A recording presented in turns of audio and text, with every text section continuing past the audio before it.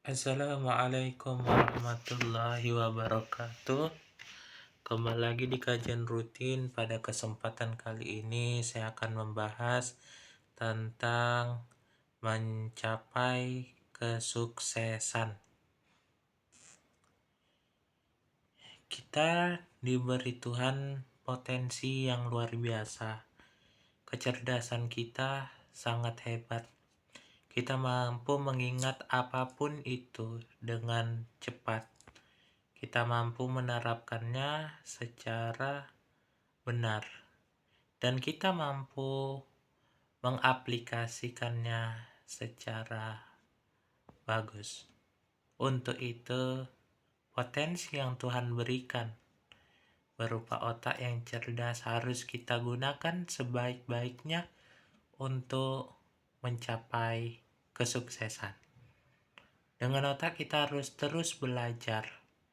Kita harus terus membaca buku setiap hari, membaca jurnal setiap hari, melihat YouTube tiap hari, melihat Instagram tiap hari, melihat Twitter tiap hari, melihat WhatsApp tiap hari. Teruslah belajar seumur hidup. Karena dengan kita belajar, kita dapat menjadi manusia yang lebih baik. Sifat kita akan dibentuk dari proses belajar kita. Ketika kita belajar dengan ketekunan, kita berusaha untuk keluar dari zona nyaman kita. Kita berusaha untuk mencapai makna dari sebuah proses pembelajaran. Maka setelah itu, ketika kita berusaha terus bekerja keras dan tidak henti-hentinya untuk belajar, kita berada pada tahap untuk mencapai yang namanya kebahagiaan yang hakiki. Dengan ilmu, kita dapat membuat kehidupan menjadi lebih bermakna. Dengan ilmu, kita dapat membuat diri kita menjadi lebih baik, lebih menginspirasi orang lain, menjadi teladan bagi sesama kita. Dengan ilmu yang kita miliki, kita juga dapat menjadi seseorang yang mempunyai derajat tinggi di mata Tuhan, mempunyai ketulusan dalam memberikan pertolongan. Dengan ilmu juga kita dapat menjadi seseorang yang mempunyai bakat yang luar biasa untuk ditularkan ke sesama kita. Kita mempunyai bakat dalam setiap diri kita. Bakat-bakat yang kita miliki adalah sebagai sumber untuk kita lebih produktif dalam hidup ini. Dengan ilmu juga kita dapat menjadi seseorang yang dihormati, seseorang yang disegani oleh orang lain, seseorang yang tahu caranya mengelola dunia, mengelola alam, mengelola lingkungan. Untuk itu kita harus terus belajar, jangan pernah berhenti. Berikan apapun yang bisa engkau berikan kepada sesama. Dengan ilmu itu pun engkau dapat menjadi manusia yang berbakti kepada nusa dan bangsa, dan juga berbakti kepada orang tuamu. Selain itu, kita juga diberikan potensi hati yang dapat membedakan mana kebaikan dan keburukan. Hati yang senantiasa bersih dari penyakit hati yang senantiasa tulus menolong sesamanya, hati yang senantiasa memberikan kebaikan dan kedamaian, hati yang senantiasa merasa bahwa dirinya rendah di mata Allah, bahwa dirinya hina di mata Allah. Dia berusaha untuk terus belajar dan menyikapi hidup ini dengan penuh kesadaran.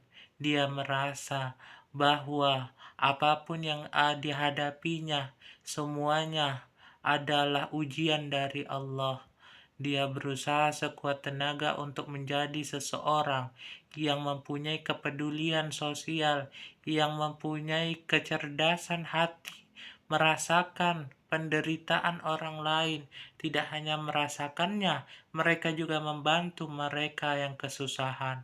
Untuk itu, dalam kesempatan kali ini, mari kita bersihkan hati kita, sembuhkan penyakit-penyakit hati yang ada pada diri kita.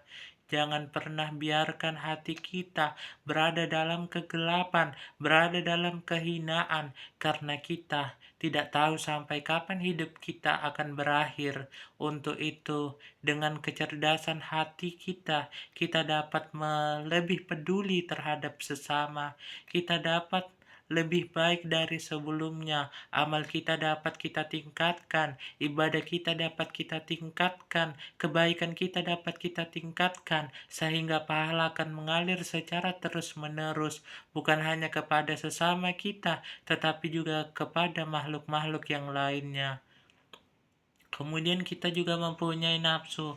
Nafsu membuat hidup kita menjadi lebih bersemangat.